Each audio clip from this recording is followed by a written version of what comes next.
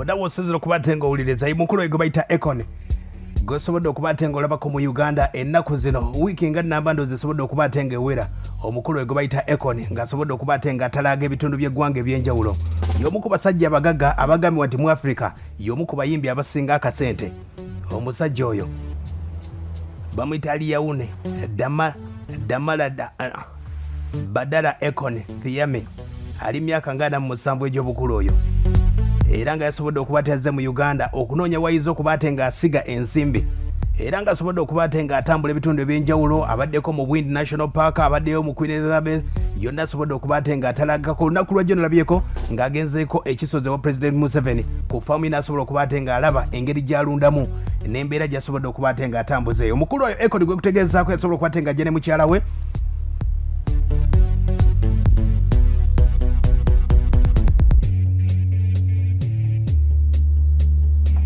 omukulu gwe kutegeezako Akon yasobola okuba nga ajja ne mukyala we gwe bayita Rosina Negusia omukyala oyo azaalibwa Ethiopia era nga managinga company ez'enjawulo eza entertainment era nga president wa company gye bayita Zena Entertainment era nga mulimu ne record label gye bayita Endrig Records esobodde okuba nga etalaga ebitundu ebyenjawulo omukulu gwe bayita Isaac Kigozi awo nga Director of East African Partners yasobola okuba nga ategeeza nti ensonga zonna ezasobola okuba nga zireeta omukyalo ono okuba nga bakola investment oba nga basiga akasente mu kulima mu kusaasaanya sola mu East Africa ne West Africa kati basobola okuba nga basiima ensi gye bayita Uganda oba oliawo n'omukulu gwe bayita Akon olunaku lwajjo yasobodde okuba mu press conference yasobola okuba nga ayogera yagamba nti Uganda yitagimanyi wadde n'akamu wabula yali awulira byafaayo nga bagamba nti omusajja gwe bayita Idi Amin Dada paka lwatuuse wano mu Uganda ng'ate Uganda nti ebyobugagga byeyina n'obulungi bweyina bwanjawulo nnyo omukulu Akon gwe kutegeezaako ono mwagwa 1973 April 16 yasobola okuba nga azaalibwa musajja mu Senegal n'alimu n'omusayi gw'Abamerika mpola mpola gwe nkutegeeza ono yazaalibwa mu Amerika era nga yakulira bukulizi mu buto bwe basobola okuba bamuzaala mu Amerika najja n'akulira mu Senegal mu bazadde beeyo mpola mpola yasobola okuba nga atambuza mwagwa 24 yasobola okuba nga fulumya album gye bayita Locked Up awo no album yasobola okuba nga etalaga abajjukira kayimba ke bayita Lonely era nga omukulu oyo n'asobola okuba nga ebintu abitambuza musajja mu Isiraamu era nga bannaffe aba Forbes magazine basobola okuba bamulakinga mwaka gwa 2010 nga y'omu ku basajja abasinga amaanyi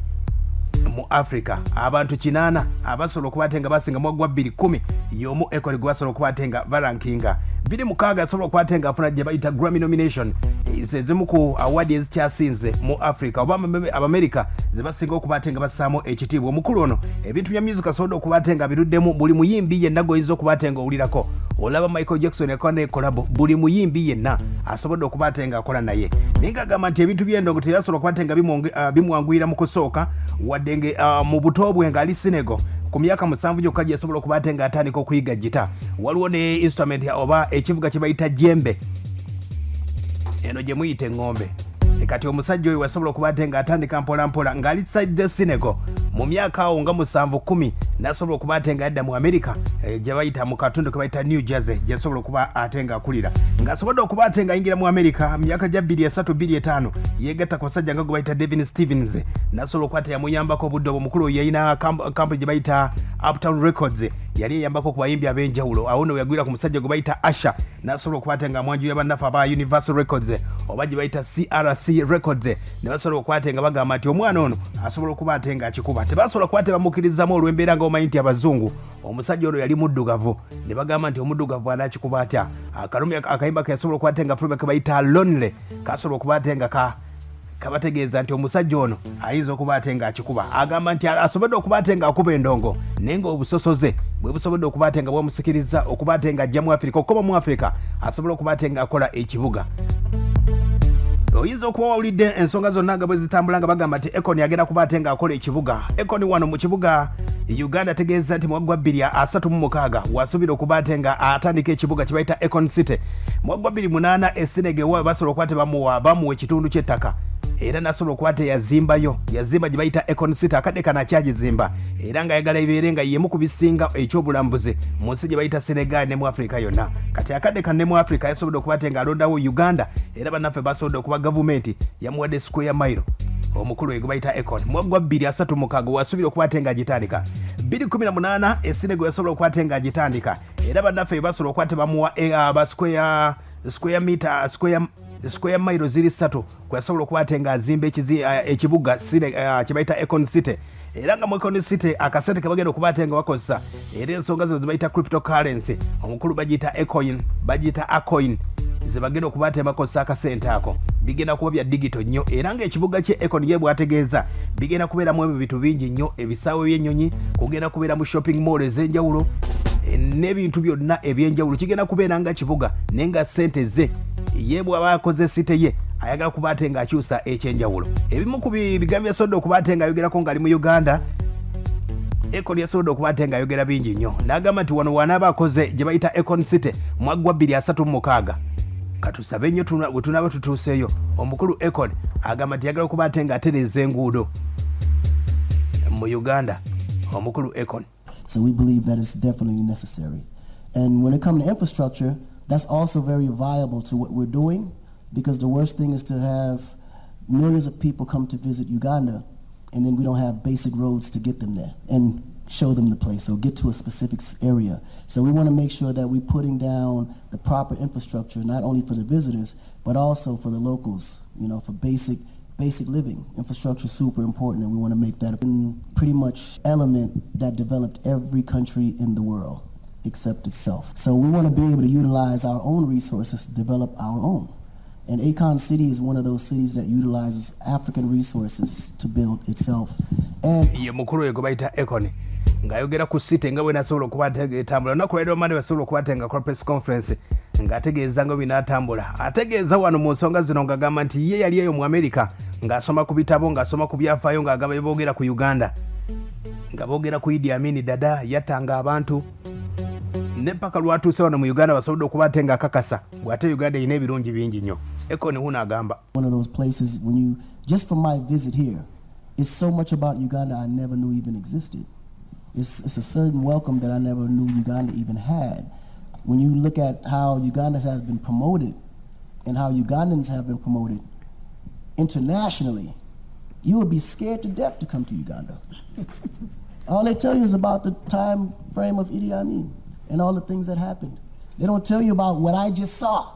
Ye mukulu oyo ng'atubulya ku nsonga nga bwe zisobodde okuba nga zitambula. Omukulu no Akon yasobola okuba nga agunjawo enteekateeka gye bayita Akon Lighting Africa mu 2014 basobola okuba nga atandika ng'ayagala mu nsi za Africa ezisinga era yatandika n'ensinga 15 okuba nga asaasaanya kye bayita sola era ng'agamba nti mu mboozi ye ng'ayogera omukulu no Akon agamba nti yasobola okuba nga akyalirako jjajjawe mu Senegal eyo jjajjawe yakozesanga katadooba kyasobola okuba nga kyamuwaliriza n'agamba nti tasobola kuba nga agenda n'anoonya akasente n'asobola okuba nga akola ekyenjawulo mu Africa agamba nti gavumenti ez'enjawulo zisobodde okuba nga zinyunyuuta abantu ab'enjawulo bannansi ab'ensi ez'enjawulo n'asobola okuba nga agamba kasobola okuba nga atandika kino kye bayita Akon Lighting Africa n'asobola okuba nga akigunjawo mpola mpola era okutandika Akon City omukulu ono ategeeza nti inspiration yasobola okuba nga yeeyongera ddala abasobola okuba balako firimu gye bayita Wakanda omusajja ono gwe bayita Chadwick Boseman yasobola okuba nga azanya omukulu oyo yafa n'okufa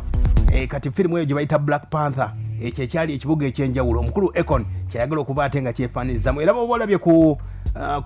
nteekateeka oba sketch map nga bwesobodde okuba nga etambula egenda kuba nga oba olabako firimu gye bayita Black Panther ekitundu kye bayitanga Wakanda olw'embeera nti abantu abaddugavu baali balina amaanyi ge batamanyiiko wadde n'akamu kati omukulu Akon yategeeza embeera nga bwetambudde abaddugavu tusobola okwebeerezaawo mu mbeera ye bwategeeza era yagala kuba nga mu kitundu kye oba site ye ekibuga kye nga bakozesa ssente ez'enjawulo nga bakozesa ssente zebayita Akon mu nsonga za cryptocurrency ye mukulu oyo akaganda bandaffe aba Bitcoin abasajja abo abachina basobola okuba nga atambula nabo omukulu oyo gwe kutegeezako gwe bayita Akon nga tukyagenda mu maaso omukulu Akon ono asobodde okuba nga atalaga ebintu ebyenjawulo nnyo era ng'ategeeza nti Akon City okuvaako side z'omusinege eyo ye kyagenda ddala mu maaso kuba feeza esooka yasobola okuba nga etambula ddala era mu 2022 yasobola okuba nga ategeeza nti ekibuga waali agenda kuba nga akimaliriza wadde nga emikutu mingi nnyo ndabyeko waliwo omukutu gwesobodde okuba nga ndabako baguyita Washington Post gusobodde okuba nga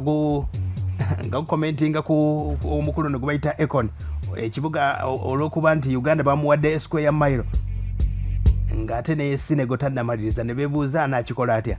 kale byonna ne bitambula bwe bityo bannaffe bagita Washington Post omukutu guweereza side zeyo mu America nga beebuuza nakikola atya omukulu Akon bw'asobodde okuba ate ng'ategeeza ensonga zonna era wanasobodde okuba ate ng'ayagaliza agamba Africa yeetaaga okukwatagana mbukyanjawulo nnyo bw'abeera mu Europe weetaaga passport yokka n'ate wano olina okuba ate ng'ofuna visa ate ng'ogenda ova mu Senegal odda mu Uganda kati ayagala okuba ate ng'ateekawo embeera mu Africa wasobole okuba ate ng'abeerawo okukwatagana okubeere ng'otambula nti ogenda Kenya teweetaaga passport just obeere ne ID ogambe nti nyina East Africa ngendako mu West Africa kyokka nga kimala omukulu Akon bw'agamba. So the biggest link that's the weakest for Africans is unity. The moment we decide to come together, we will be unstoppable. And I think that's the reason why we've been failing all these years. There's no reason why I